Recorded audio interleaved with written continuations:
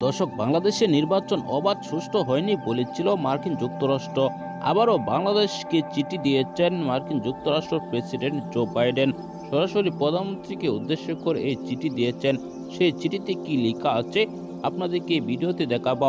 এমনকি দেখতে পারবেন যে প্রধানমন্ত্রী শেখ হাসিনা নাকি দেশ ছেড়ে পালিয়ে যাওয়ার সকল প্রস্তুতি নিয়েছেন।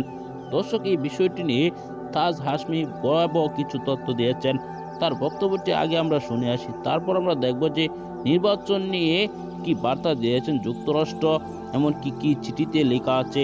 খুবই গুরুত্বপূর্ণ একটি ভিডিও, তাই ভিডিওটি না টেনে পুরো ভিডিওটি দেখবেন। চ্যানেলে নতুন হলে সাবস্ক্রাইব করে রাখবেন পরবর্তী আপডেট পাওয়ার জন্য। একটি লাইক দিয়ে সম্মানিত দর্শক, সম্পূর্ণ ভিডিওটি দেখলেন। এই ভিডিও সম্পর্কে অবশ্যই আপনার মূল্যবান মতামত কমেন্টে জানাবেন। পরবর্তী এরকম ভিডিওগুলো পেতে হলে এই চ্যানেলটিকে অবশ্যই সাবস্ক্রাইব করে পাশে থাকা বেল বাটনটি করে দেবেন। ভিডিওতে একটি লাইক দিয়ে শেয়ার করে অন্যদেরকে দেখার সুযোগ করে দিবেন। দর্শক, এই মুহূর্তে বিদায় নিচ্ছি। দেখা হবে পরবর্তী কোনো ভিডিওতে।